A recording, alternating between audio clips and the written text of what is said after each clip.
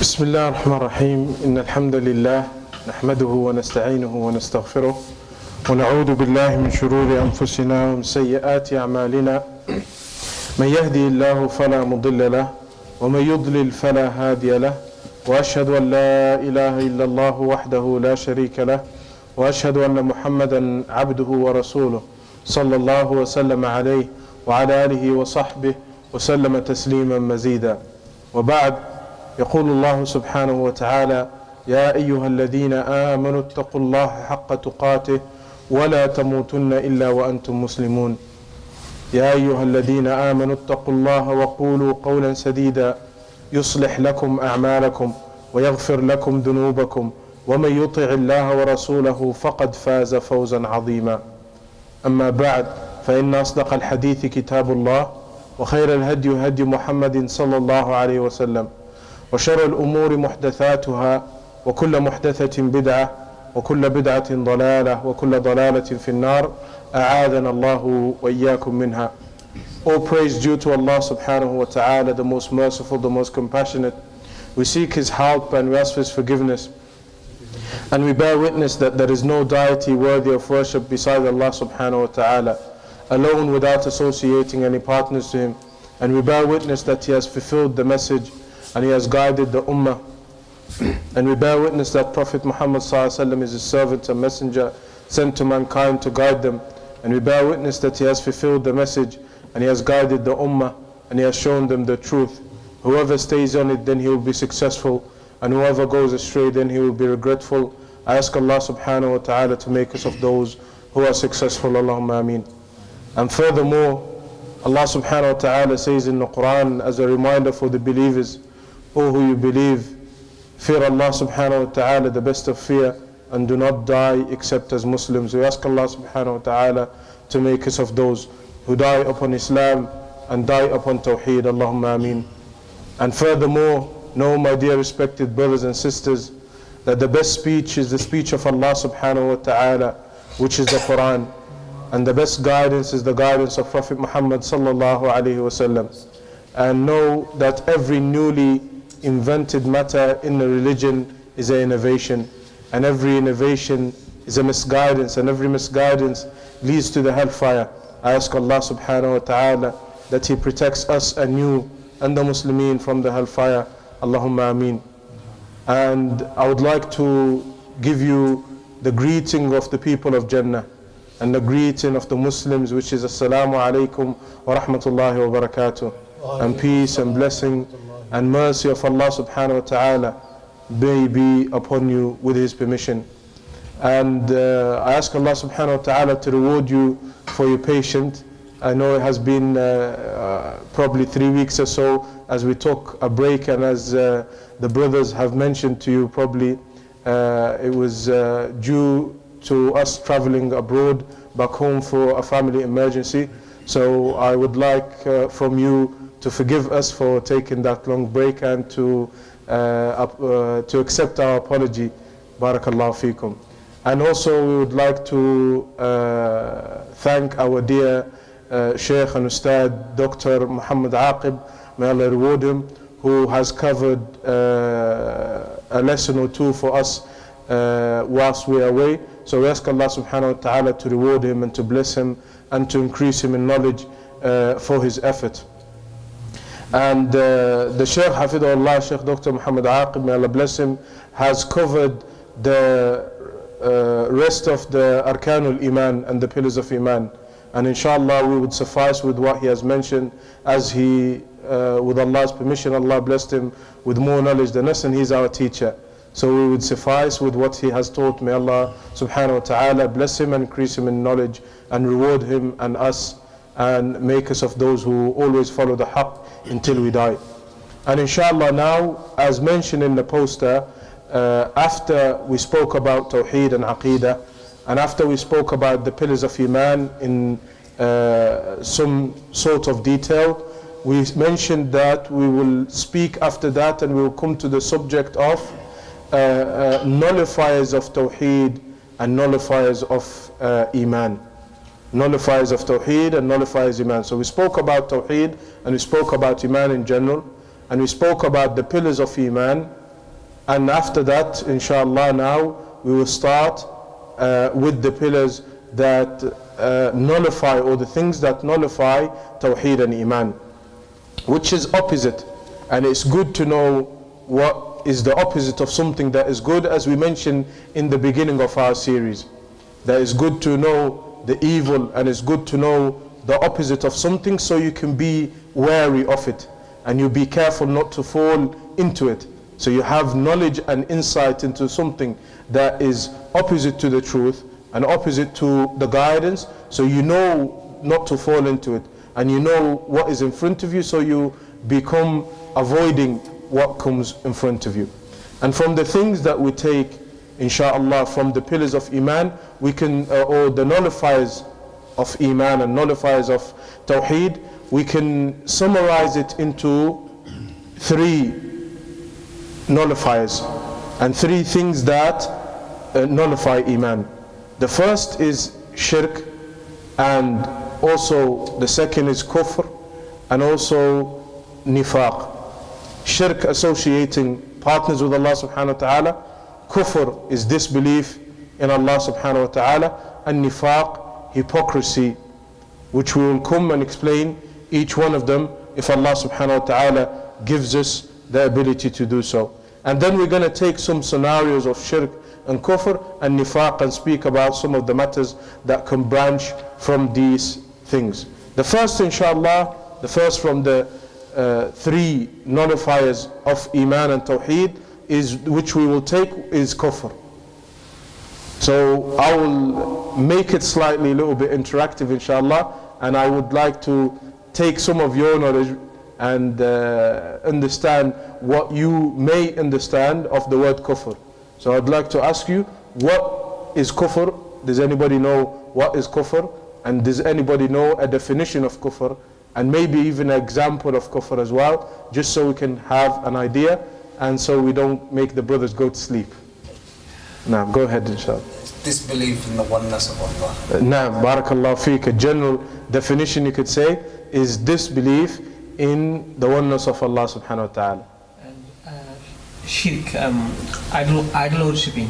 Shirk is idol worshipping, but we'll leave shirk for later, inshallah. Okay. We just want to focus on kufr for now.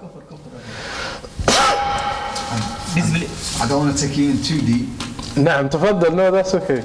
من ترك صلاة هو كافر, بس نعم, there's also leaving the salah with the majority of the scholars mention that, barakallahu fiqh. So we will come to that, because that is maybe a branch from the advanced things. May Allah bless you.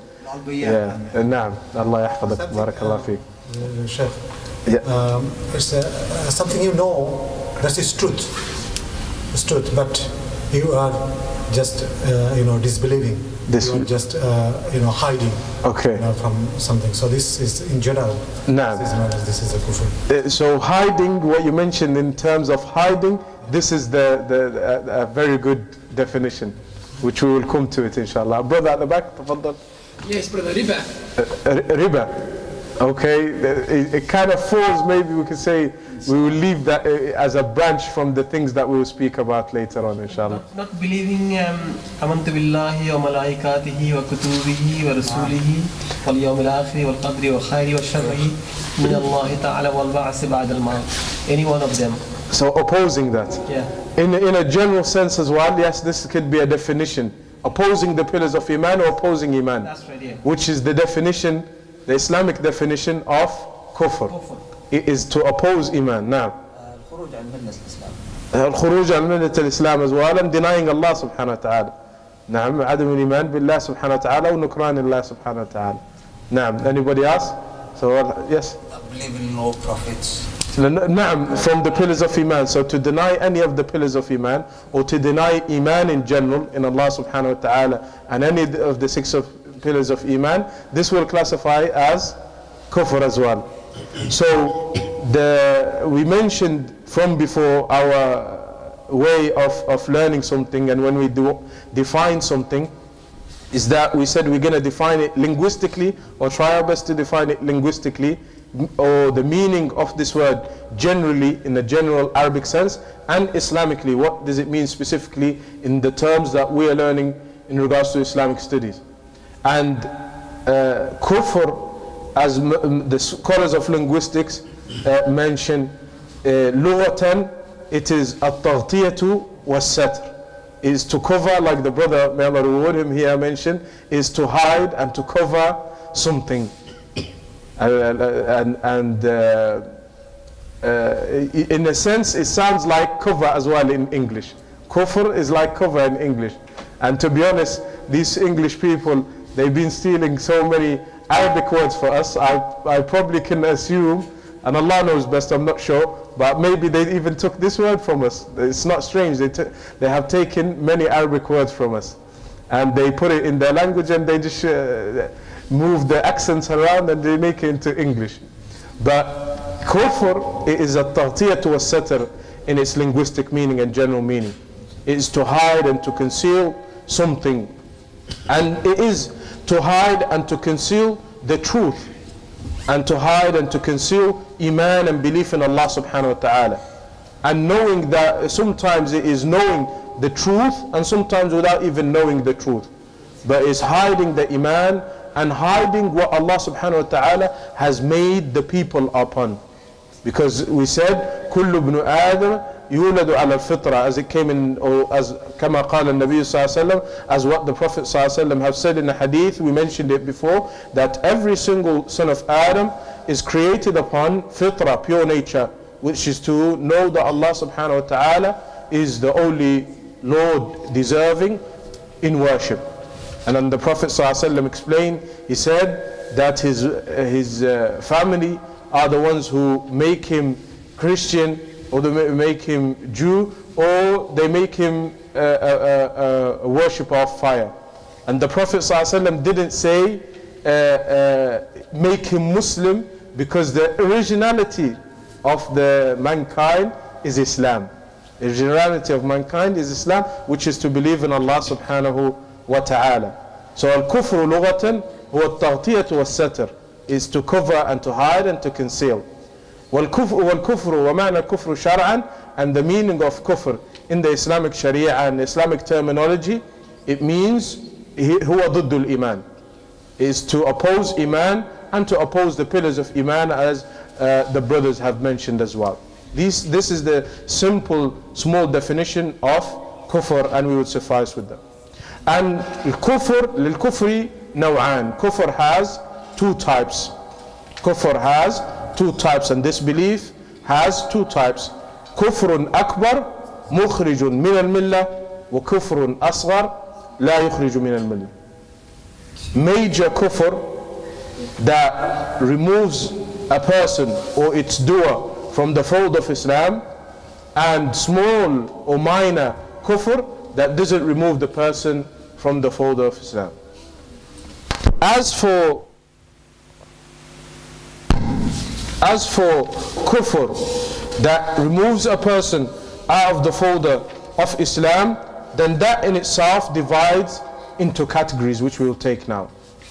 Kufrun mukhrijun min al-millah, a kufr, a disbelief that exits a person and takes the person out of the folder of Islam, and its doer, he is permanently in the hellfire, wal-iyadu billah. He will be permanently in the hellfire, whoever falls into these categories. We ask Allah subhanahu wa ta'ala to protect us. And the scholars have mentioned in detail, and they say there's about 5 of these categories.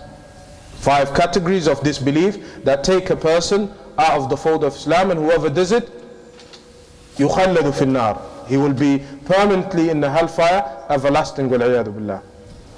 From it, and the first one is kufr al-takdeeb, kufr of disbelief, where you disbelieve in Allah subhanahu wa ta'ala and you deny everything khilafan lil-haq, opposite to the truth. So you go opposite to the truth, and to say that there is something other than the truth that Allah subhanahu wa ta'ala has brought, and you say there is something other than the truth that Prophet Muhammad sallallahu alaihi wasallam has both.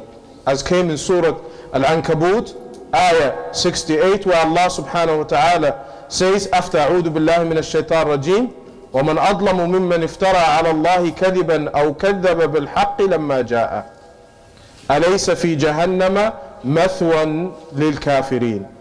That, and who is more, who has made dhulm to himself and oppressed himself, and he has made oppression by lying upon Allah subhanahu wa ta'ala and lying upon the truth that has came to him from Allah subhanahu wa ta'ala or the messenger of Muhammad sallallahu alaihi wasallam, surely isn't there a place for those who disbelieve from the disbelievers, who disbelieve the truth that comes to them. So the first is the kufr at-takdeeb, where he disbelieves everything in regards to the truth that Allah subhanahu wa ta'ala has brought, and he claims that there is more truth than what Prophet Muhammad sallallahu alaihi wasallam has brought.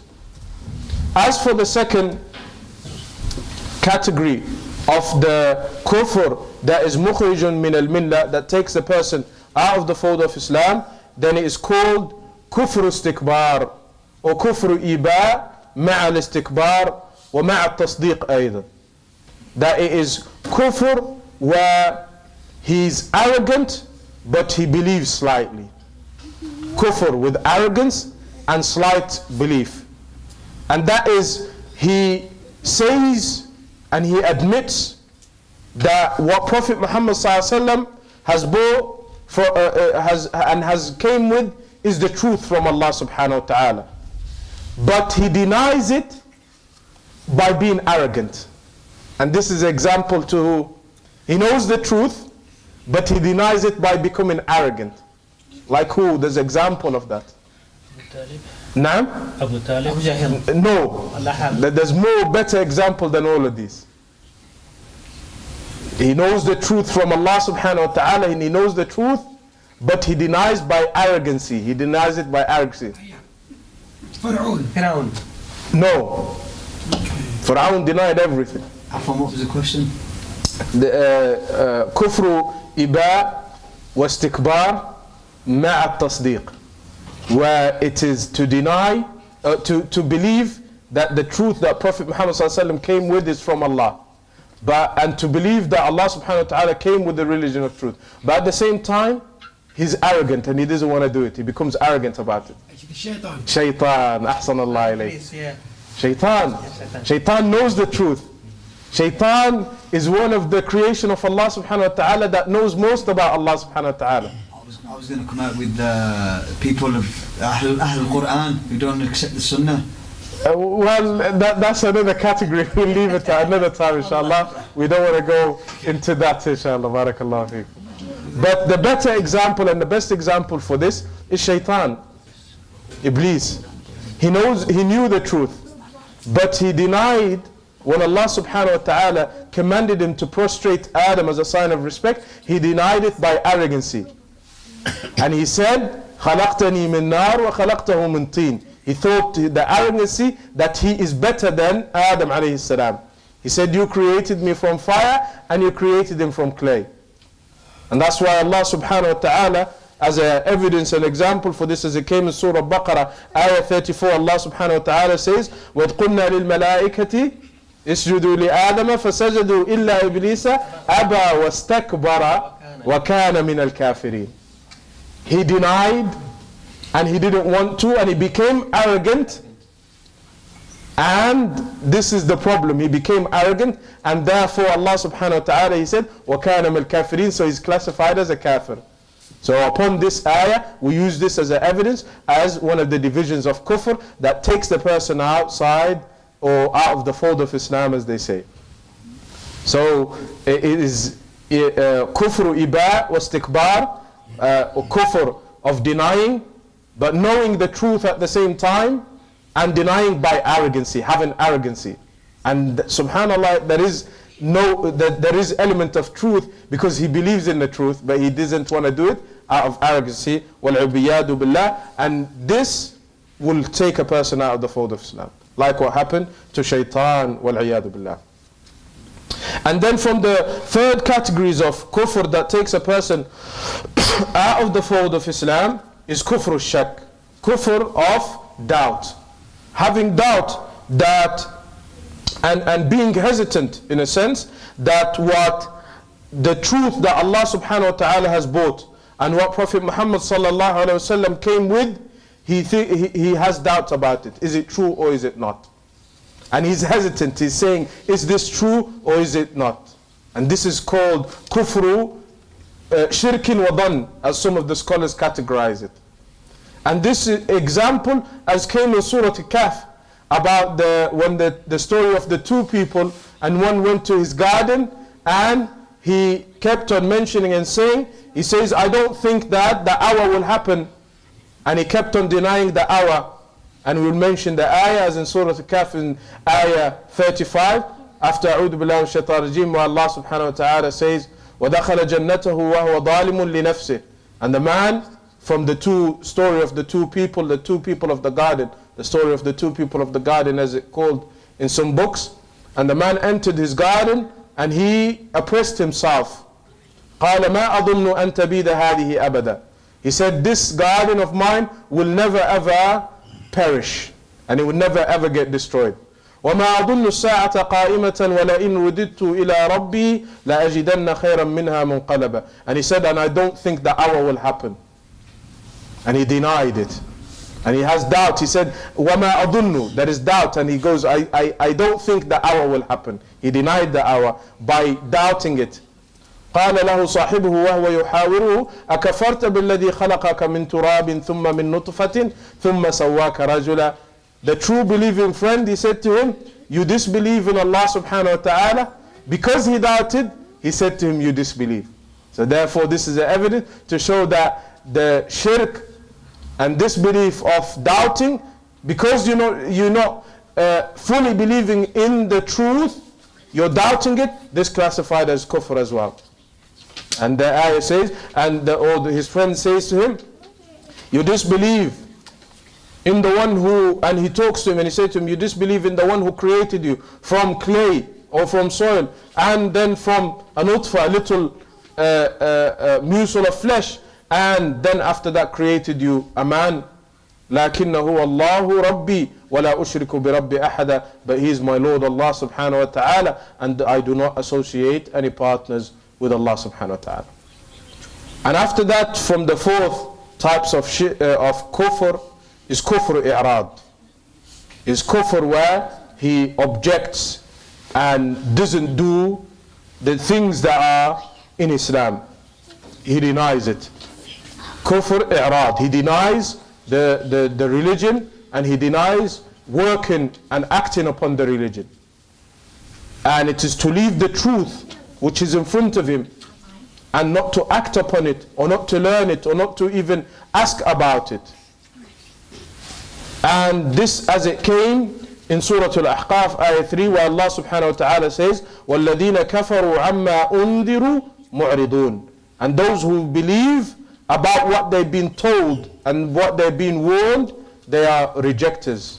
They reject what Allah subhanahu wa ta'ala about what has been warned to them from their prophets. And therefore whoever denies and objects to what Prophet Muhammad ﷺ came with from Allah subhanahu wa ta'ala, either by speech, by saying, I don't want to follow that, or he says, I don't want to act upon that, I don't want to do it, I don't want to pray, I don't want to have anything to do with Islam or such a thing, or he says, I have got no need with this truth or this religion, then obviously he is a denier, and he is a kafir, kufr i'rab, with kufr that is objecting and denying, complete denying. And the final type of kufr that takes a person out of the fold of Islam is kufr and nifaq.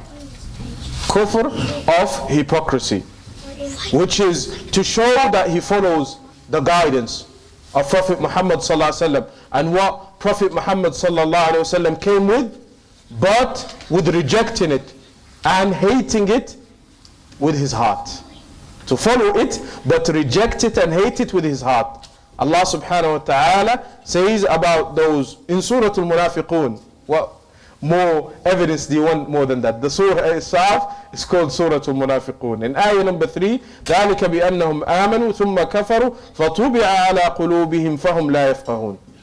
They believed, then they disbelieved because of their hypocrisy. Then Allah subhanahu wa ta'ala sealed upon their hearts because they do not understand. And they became hypocrites because of that. So we ask Allah subhanahu wa ta'ala to protect us and the Muslimin from these 5 dangerous types of kufr that take a person out of the fold of Islam. Now the second category of kufr, as we mentioned, is what? Kufr that doesn't take the person out of the fold of Islam. Kufrun la yukhriju min al-millah. And it is the sins and major sins that are done sometimes, like what came in the Quran and in the Sunnah, that the Prophet ﷺ or Allah subhanahu wa ta'ala in the Quran named them kufr, certain sins. But it doesn't reach to the extent of kufrun akbar, major kufr. This minor kufr doesn't reach to the extent of major kufr, but it leads to it. Because minor kufr leads to major kufr. Okay? From the example is denying the ni'mah of Allah subhanahu wa ta'ala. Kufrun ni'mah. To deny the blessing and the bounties of Allah subhanahu wa ta'ala that Allah subhanahu wa ta'ala came with. Allah subhanahu wa ta'ala says in Surah Al-Nahl, وَضَرَبَ اللَّهُ مَثَلًا قَرْيَةً كَانَتْ آمِنَةً مُطْمَئِنَّةً يَأْتِيهَا رِزْقُهَا رَغَدًا مِنْ كُلِّ مَكَانٍ فَكَفَرَتْ بِأَنْعُمِ اللَّهِ. And Allah subhanahu wa ta'ala puts forth an example of a city or a village that used to be secure and used to be in a secure position, and Allah subhanahu wa ta'ala brings it and gives it its provision in abundance from all types of ways. Then because they denied in the blessing of Allah subhanahu wa ta'ala, Allah removed all of that from them. So to deny, for example, the blessings and the bounties of Allah subhanahu wa ta'ala is classified as kufr and ni'mah. But it's not as the major kufr, but rather is classified as minor kufr. And from the examples as well of minor kufr is muqatalat al-Muslim, fighting another Muslim. Sadly, like what happens, subhanallah, in our days now. Fighting another Muslim who says the shahada. The Prophet ﷺ, as he said in a hadith narrated in Bukhari and in Muslim, سِبَابُ الْمُسْلِمِ فُسُوقٌ وَقِتَالُهُ كُفْرٌ. That swearing at a Muslim is a major sin and major bad action. And fighting him with the intention maybe of killing him as well is classified as kufr. But not as major kufr, rather it is minor kufr. And it doesn't take a person out of the fold of Islam. And from the examples as well of major kufr that we can mention by speech, for example, is that a person swears at Allah subhanahu wa ta'ala, or swears at the religion of Islam, or swears at the angel, one of them or all of them. All of this is classified as major kufr as well. Or swearing at the Prophet sallallahu alaihi wasallam, or swearing at any of the messengers of Allah subhanahu wa ta'ala, also this is classified as major kufr. And also making mockery of Allah subhanahu wa ta'ala, or the religion, or the Prophet sallallahu alaihi wasallam, or any of the messengers of Allah subhanahu wa ta'ala, also this is classified as major kufr. And also if a person says, I am not scared of Allah, and I do not fear Allah subhanahu wa ta'ala, and I do not love Allah, also this is disbelief and kufr. And if a person says that there are some certain people like peers, as is a word used in the Urdu language, or big sheikhs or big molanas or anybody of high status, as they might think, that he has control other than Allah of the world, this is classified as also, and having belief in that, also this is classified as major shirk. And also from the examples of actions that are classified as shirk is, for example, if a person takes a mushaf and throws it to humiliate it. Okay? Not by accident, but to take it and throw it and to humiliate it. Or to throw Quran in a disrespectful place, in a toilet or such. Or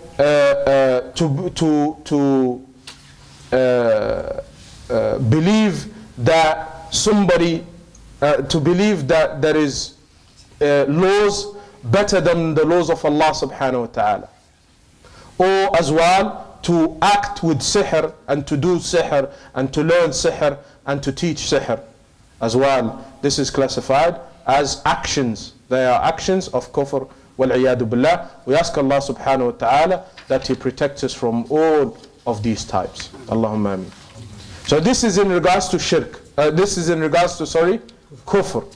And then we have the second category, which is hypocrisy. And then after that we will have shirk. So an-nifaq is from the second of the things that nullify Iman and Tawheed. From the second things, we mentioned first is kufr, second is nifaq and hypocrisy, and third is shirk. What is nifaq? What is hypocrisy? You can tell us. Anybody? Naam?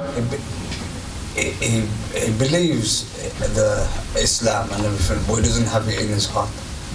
Not believes? Not believes that, but don't have it in his heart. Right? Okay. He does the actions and that. Showing people he's pray, he pray to Allah, but in his heart he don't believe. Ahsan Allah ilayk. Barakallahu feekum. May Allah bless you both and reward you with Jannah. Allahumma ameen. And all of the brothers attending and all of the sisters as well. Nifaq هو إظهار الإسلام وإظهار الحق والخير وإبطال الكفر والشر. It is to show apparently in the open the goodness and to show Islam. And as the brother, he prays, he gives sadaqah, he fasts in front of people, but in the hiddenly and secretively, he has disbelief. He doesn't believe in anything from that. And he secretly as well, he wants evil. And he doesn't want good.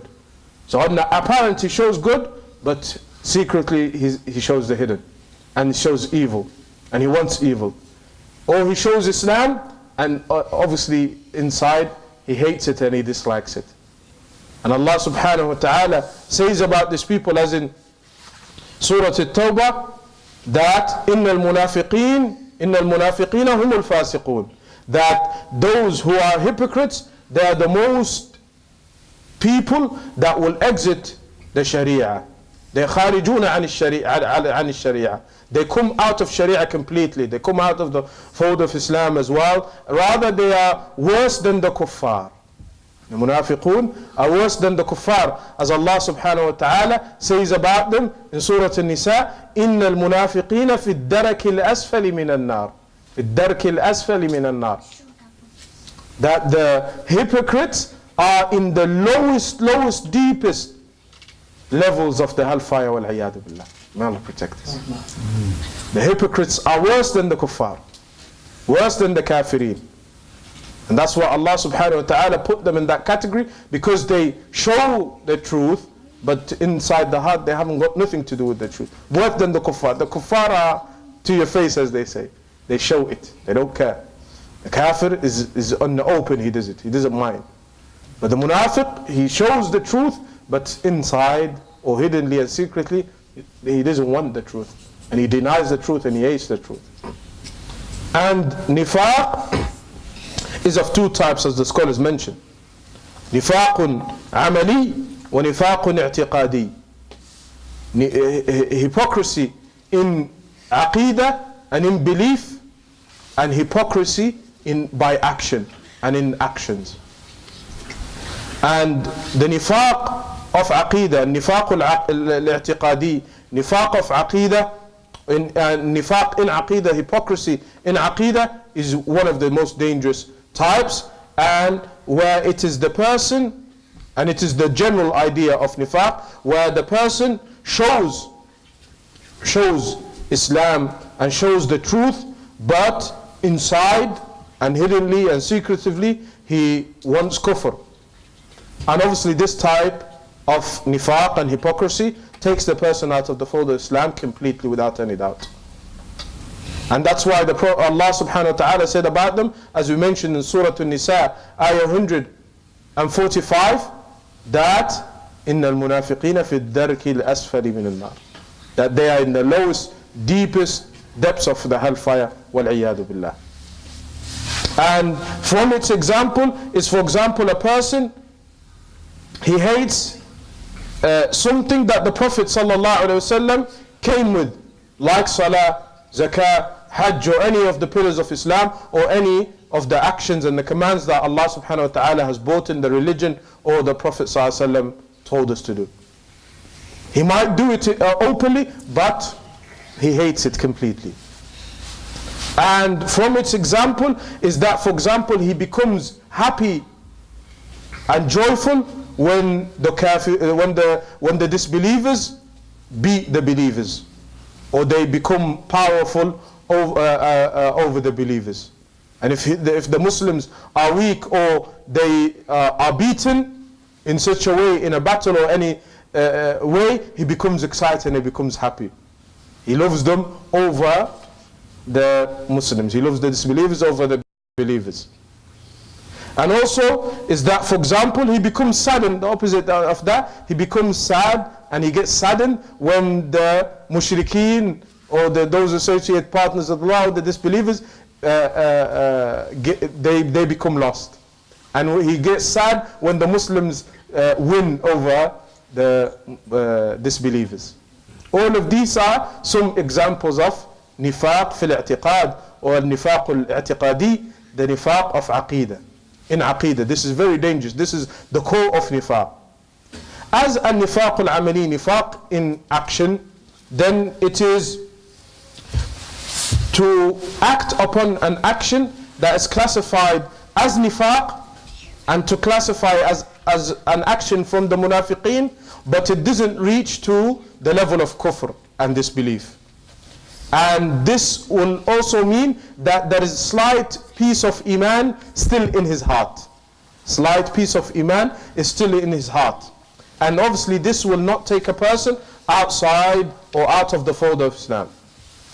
And also the person, and whoever commits and does this, he will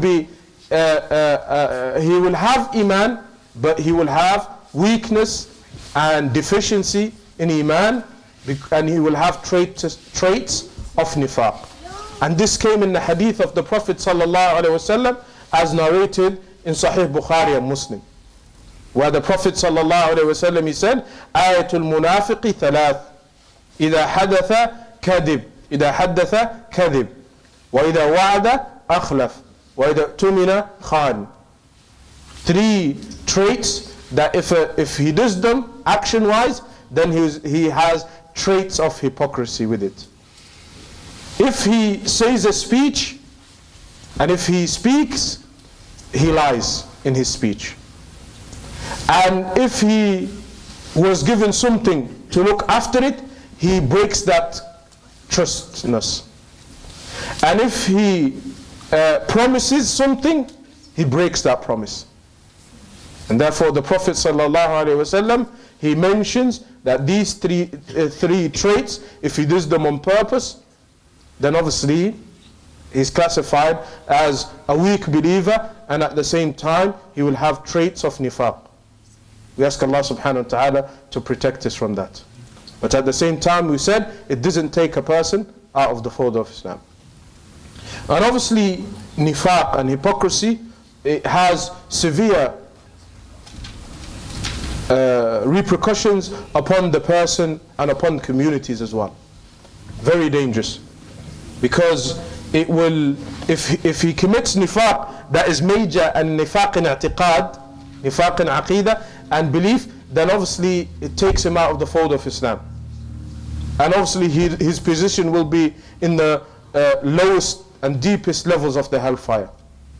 And obviously if he did the other types of i'tiqad, then it spreads animosity amongst the Muslims.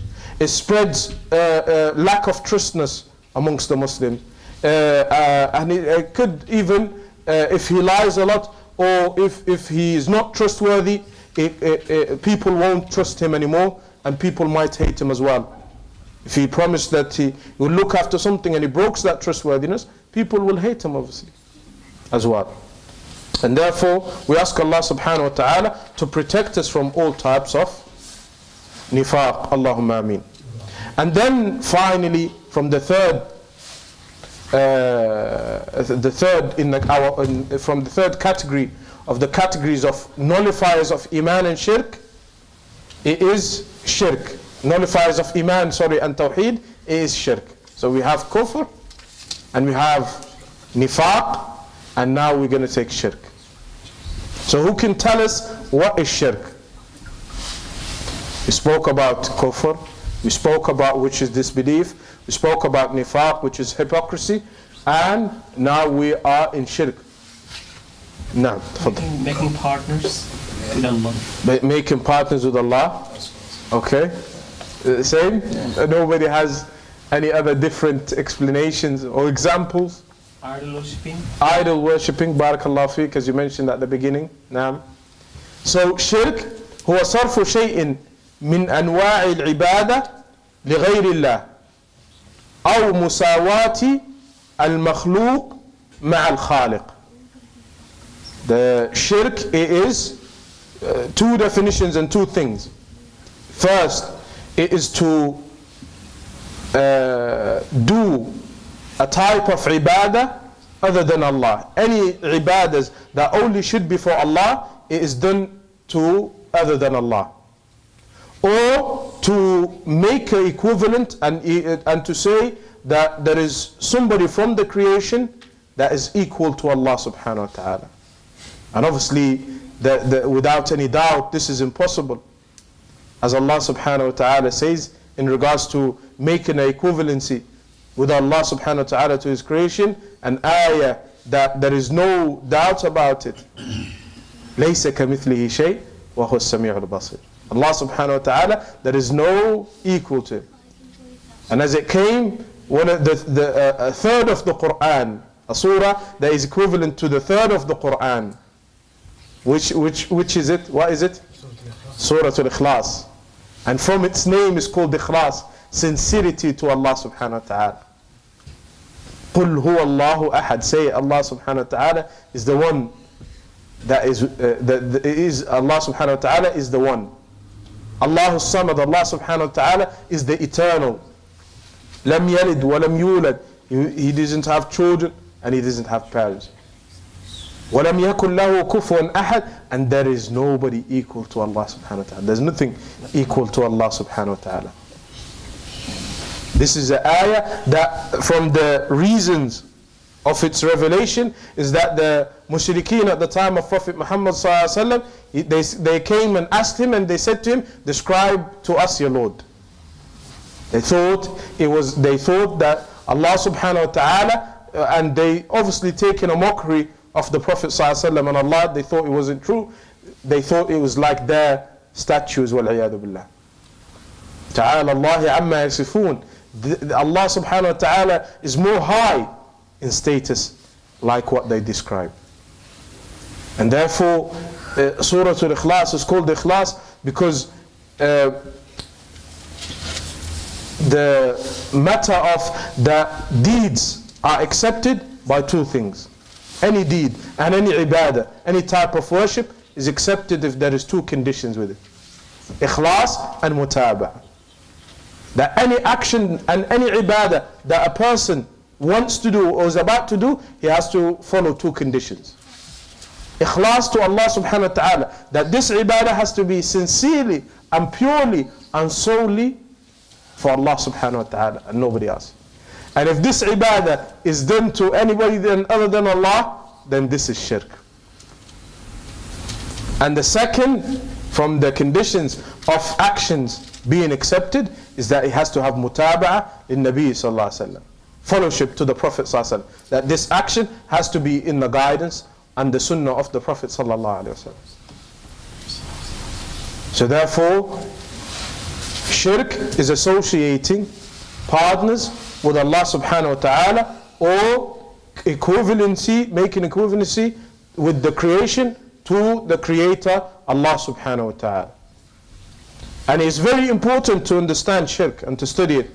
And we mentioned it, as we said at the beginning as well of our course, is that it's important to know what is wrong, and it's important to know shirk so a person doesn't fall in it. And it's the most severest sin to be committed by the human, and it is a cause for a person to stay in the hellfire forever and to abide in the hellfire, wal-'iyadu billah. And it's because Tawheed is the truth and shirk is opposite to it, and Tawheed is the right of Allah upon His creation. Therefore it is compulsory for us to know what shirk, so we can stay away from it. As the Prophet ﷺ in the hadith, he said to Mu'adh ibn Jabal radiyallahu anhu, Ya Mu'adh, atadri ma haqqu Allahi ala al-ibad wa ma haqqu al-ibadi ala Allah? O Mu'adh, do you know the right of Allah upon the creation, and the right of the creation upon Allah? He said, O Messenger of Allah, tell me. He said, the right of Allah upon the creation, أن يعبدوه ولا يشركوا به شيئا. The right of Allah subhanahu wa ta'ala upon the creation, us, is to worship Him and not to associate partners with Him. وحق العباد على الله أن لا يعذب من لم يشرك به شيئا. And that Allah subhanahu wa ta'ala, the right of the creation upon Allah is that Allah doesn't punish any one of us who didn't associate partners with Allah subhanahu wa ta'ala. And because the Tawheed and oneness of Allah subhanahu wa ta'ala is the right of Allah subhanahu wa ta'ala, it's important to us to know that shirk is one of the most severest of sins. And it is the most type of oppression that is severe, that you could do to yourself. And it is also important for us to understand shirk, because we need to know it and to warn from it if we see it. Like what Allah subhanahu wa ta'ala mentioned about Luqman to his son when he was advising him. Ayah 13 in Surah Luqman, Allah subhanahu wa ta'ala says, وَإِذْ قَالَ لُقْمَانُ لِإِبْنِهِ وَهُوَ يَعِظُهُ يَا بُنَيَّ لَا تُشْرِكْ بِاللَّهِ إِنَّ الشِّرْكَ لَظُلْمٌ عَظِيمٌ. And when Luqman said to his son, advising him, O my son, do not associate partners with Allah. And this shows that it's important to know shirk so you can warn from it. لا تشرك بالله إن الشرك لظلم عظيم. Surely shirk is the most severe oppression that can commit on yourself.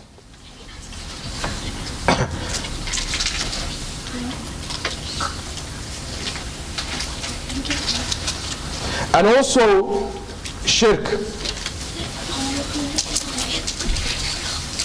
how it started, we mentioned it at the beginning of our course in the first lesson probably. We mentioned that as it came in the narration in what is narrated by Ibn Jarir and what is narrated by Imam Al-Hakim in his book Al-Mustadrak, from the narration of Abdullah ibn Abbas radiallahu anhu, one of the scholars and the scholars of this ummah and the companion of the Prophet sallallahu alaihi wasallam, is that he said, كان بين آدم ونوح عشرة قرون كلهم على الإسلام. That between Adam and Nuh alayhi salam there was 10 centuries, all of them were upon Islam. And after that, Shaitan came and he convinced the people slowly to start worshipping the idols.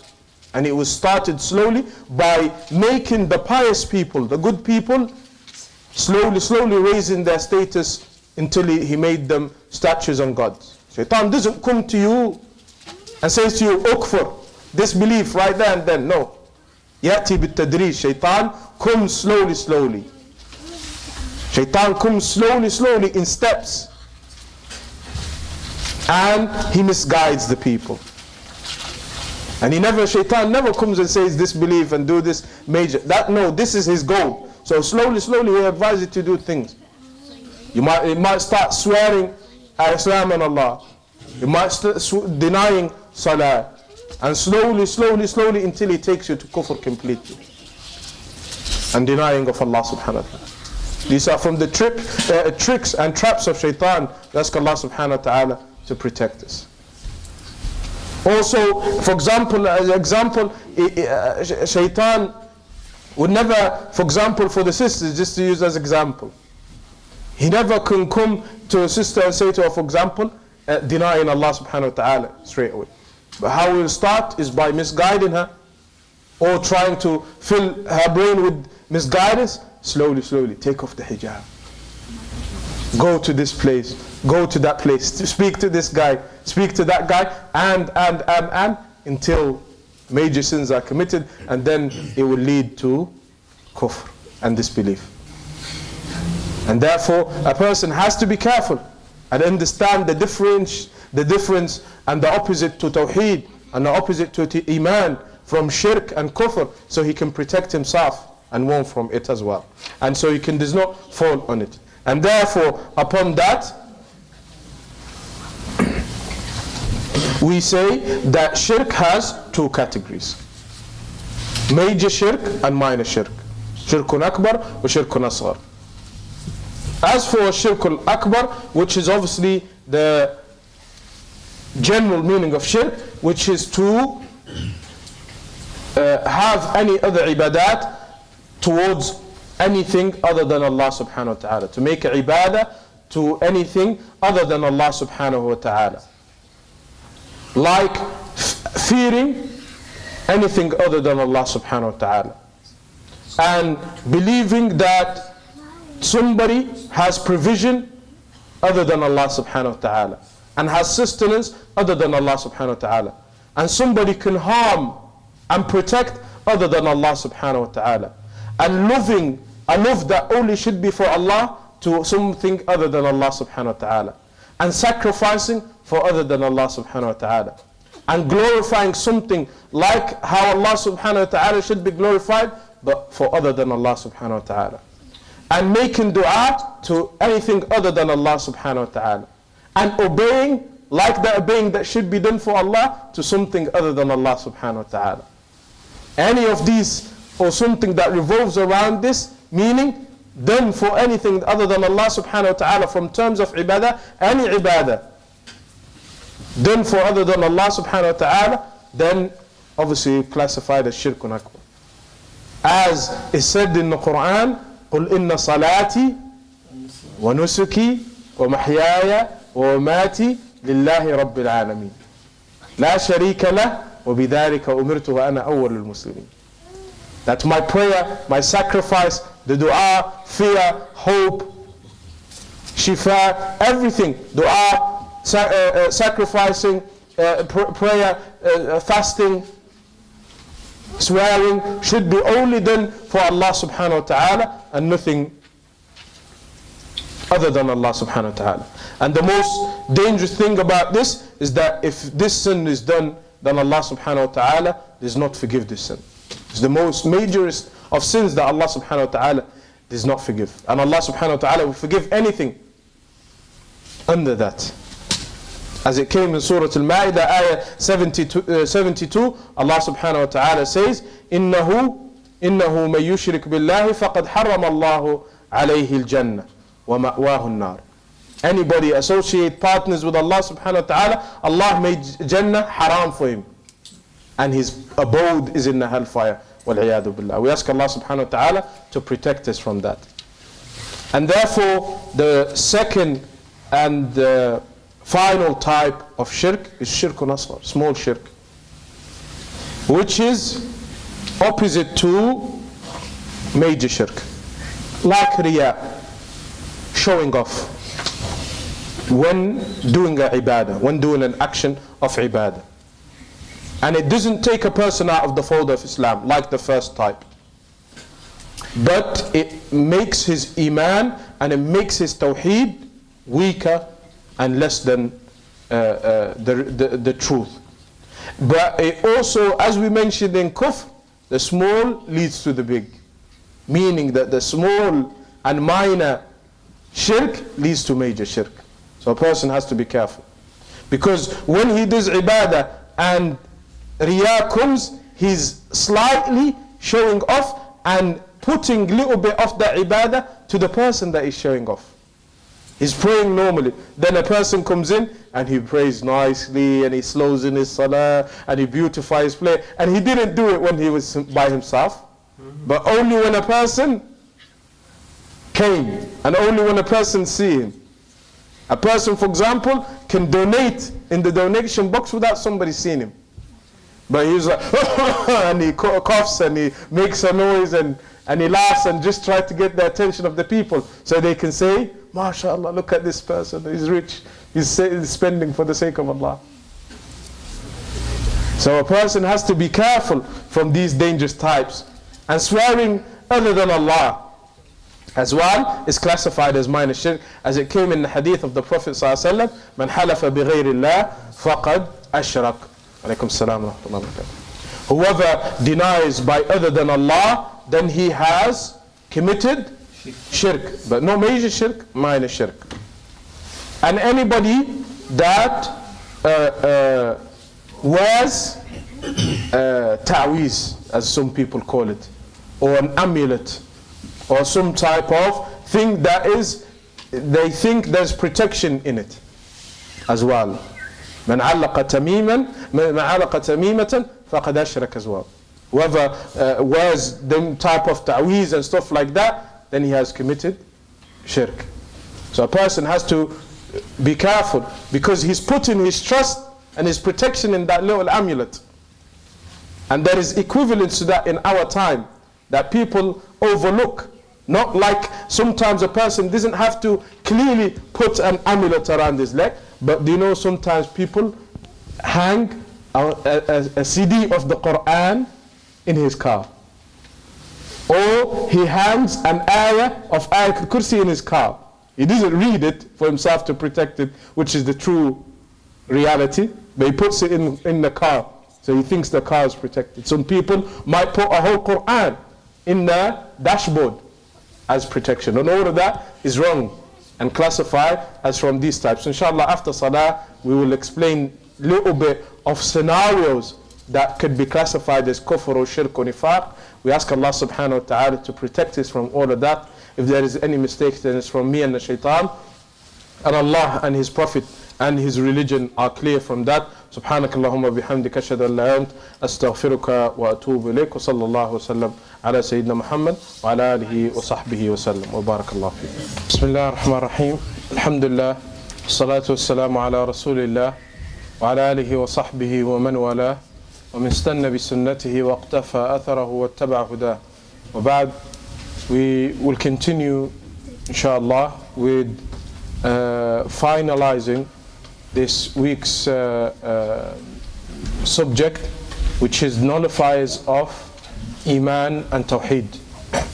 And we mentioned three major categories. They are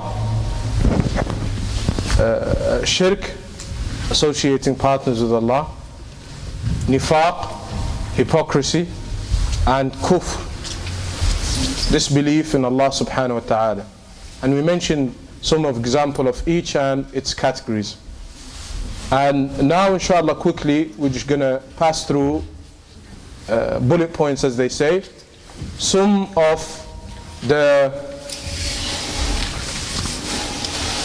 scenarios of shirk and actions that can be shirk, and maybe its opposition if it's correct. If there is anything opposite to that can be correct. And from that is ruqya that is done in the wrong way. Ruqya that is done in the wrong way. And ruqya has types.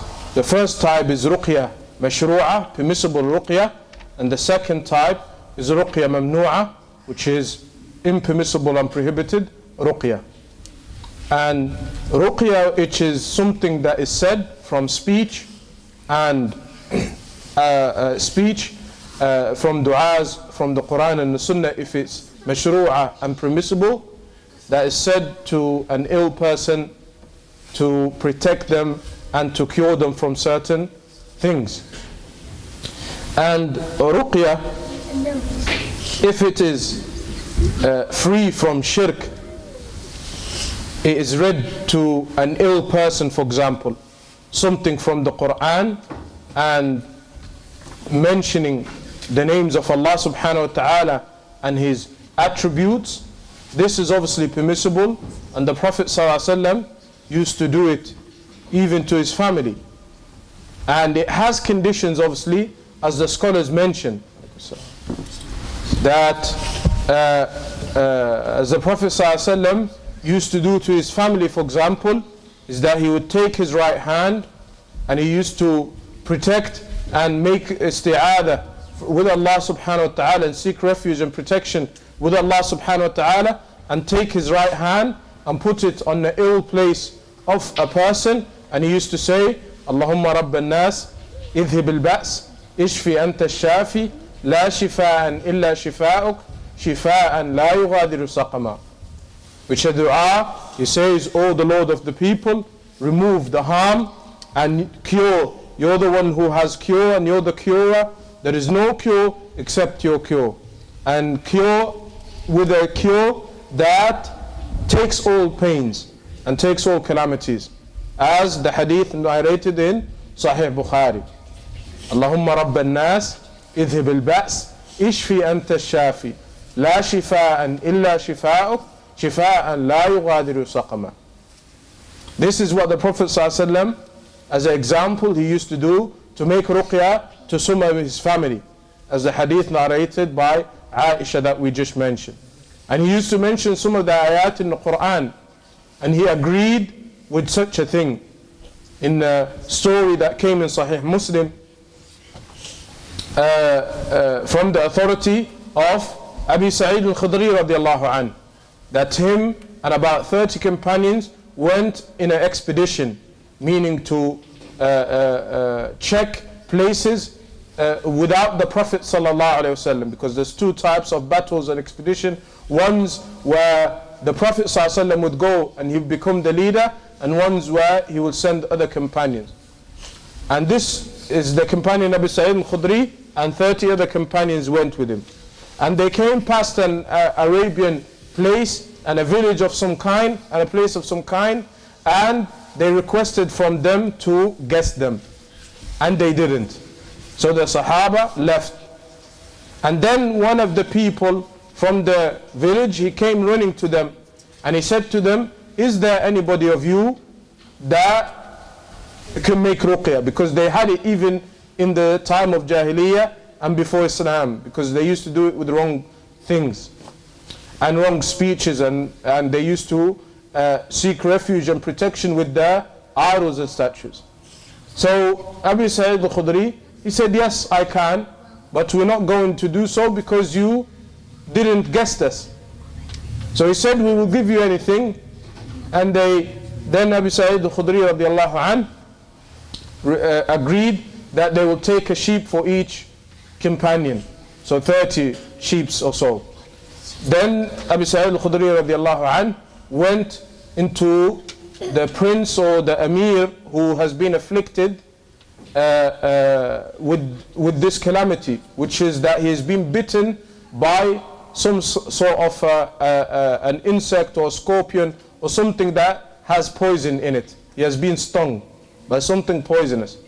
And then Abu Sa'id al-Khudri went and he read 7 times Surah Al-Fatiha alone. Surah Al-Fatiha alone. And the man, as it came in narration of the hadith, كَأَنَّهُ نَشِطَ مِنْ عِقَالٍ. It is as if he has stood up from nothing that harmed him.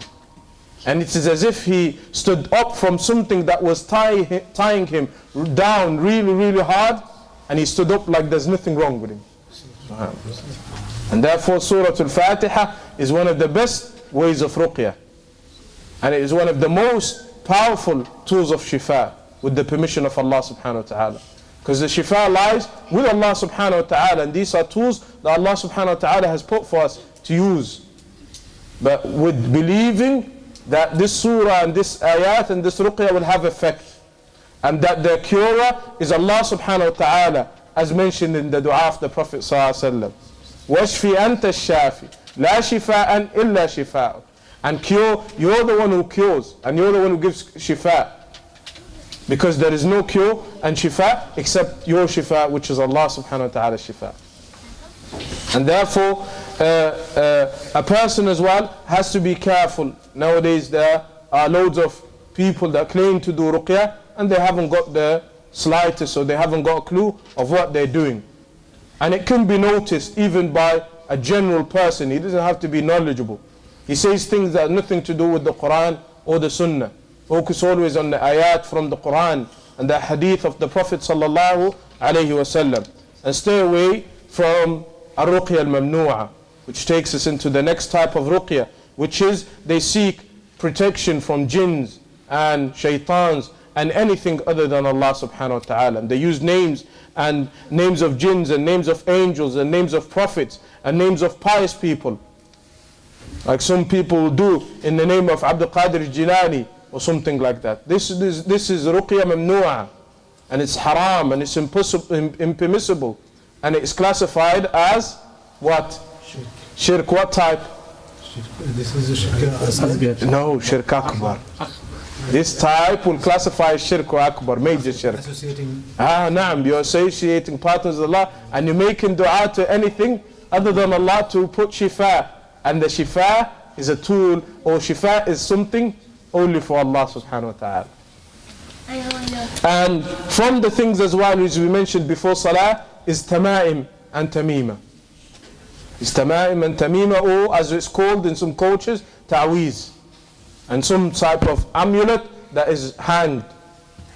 And this is not permissible. This is not permissible. Even the ones that have Quran in them.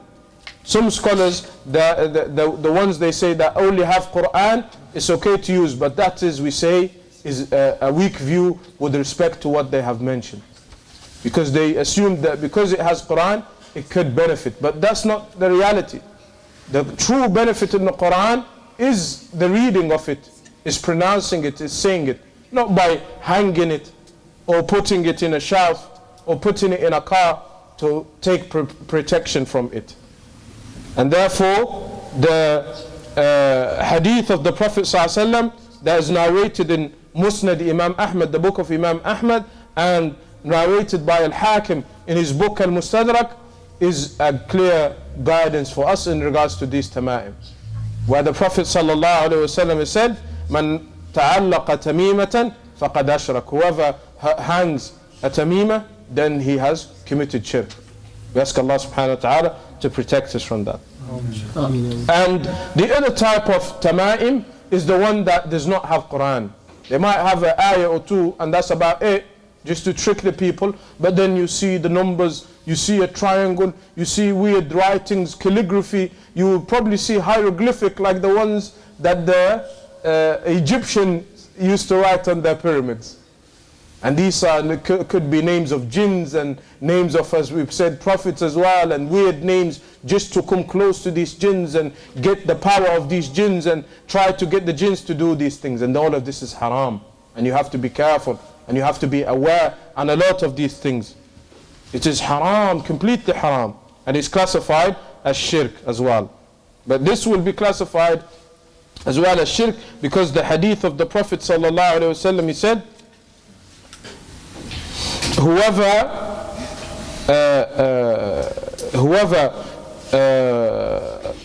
hangs something, man ta'allaqa shay'an wukkila ilayh. Whoever hangs something, meaning like a tamim or these ta'weeds, then Allah subhanahu wa ta'ala will let that thing kind of benefit him. It's like try to make that thing benefit you, and it won't benefit you.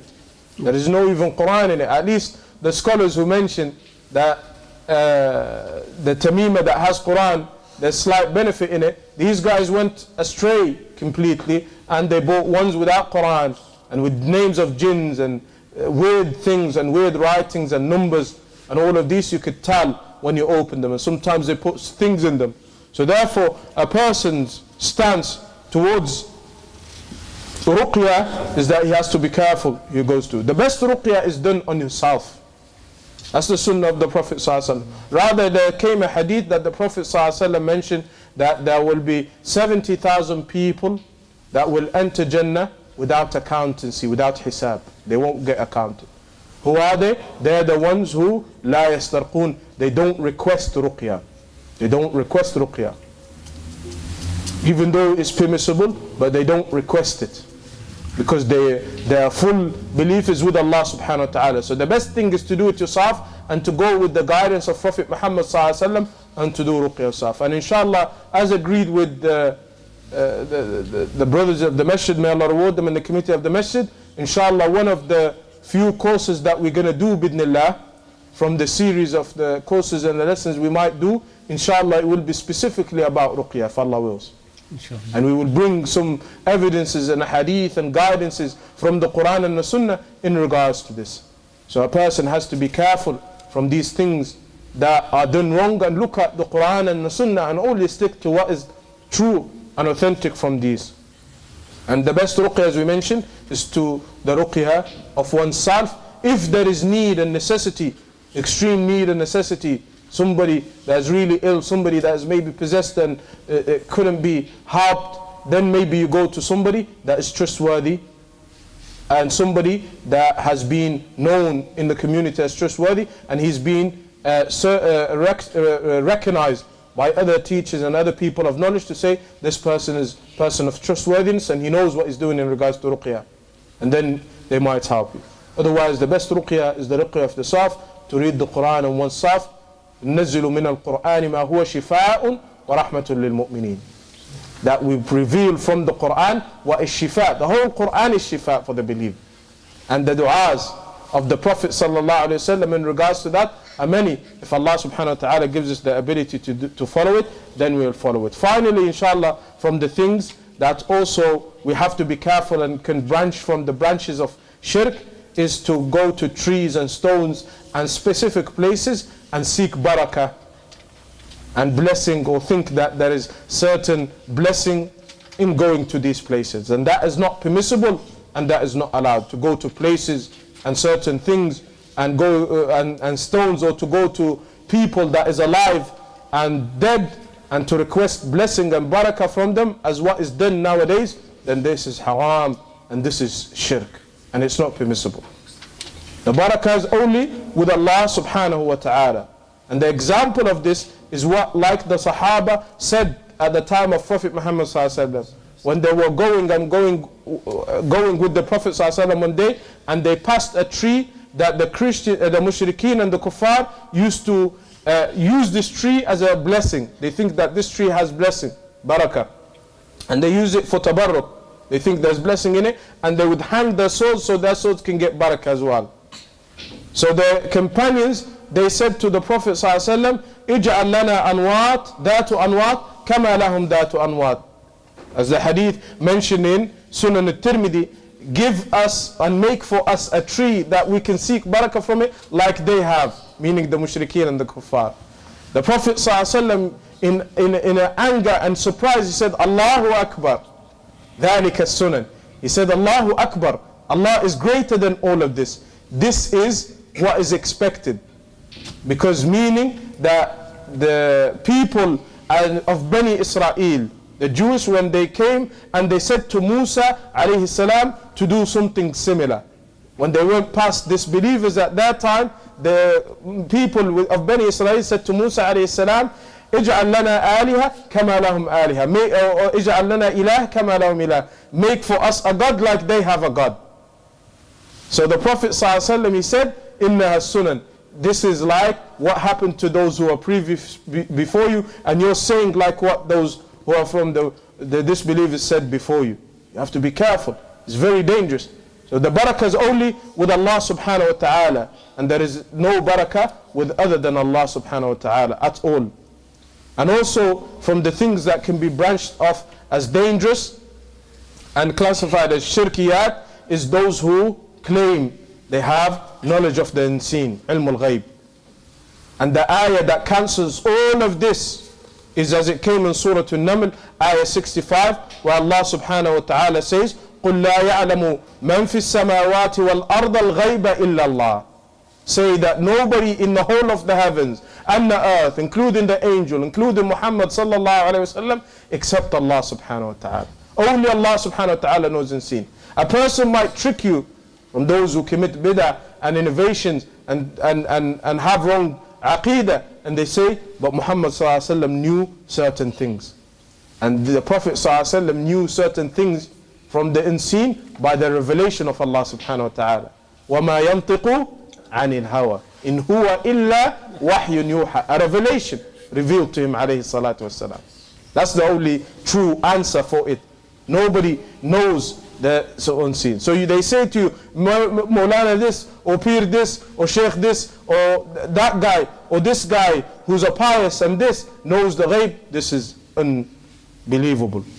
And it is haram and is not permissible, and only Allah subhanahu wa ta'ala. Like the magicians, like the soothsayers, like those who do magic and read the palm, from it reading the palm, or reading the cup, or like they have, and you see like the little circle marble and little ball that is glass, and he's like, ooh, in the future, all of this is haram. How does he know? And he doesn't even know what is he going to do in 2 seconds in the future. 2 seconds in the future, he doesn't know what's going to happen to him. How about he knows, he tells you that you have to do this, and your business is going to get this, or it's not going to, and don't do. How does he know? And he doesn't know what is going to happen in 1 second after this. Subhanallah. Only Allah subhanahu wa ta'ala knows this. And also from the things that are classified as shirkiyat is sihr and magic. And therefore a person has to be careful from all this.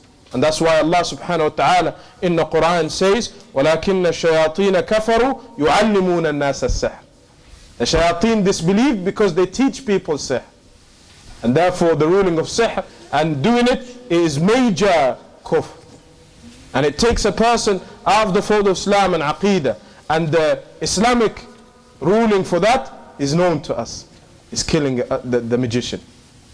In Muslim land, under the control of a Muslim leader, with the fatwa and the permission of those who have knowledge after that. It can't be done regularly like this, because people will understand this wrong and start messing around and saying that this is how Islam is done. No, Islam has rules and regulation and Sharia that has to be followed. And not everybody can open it and do whatever they like.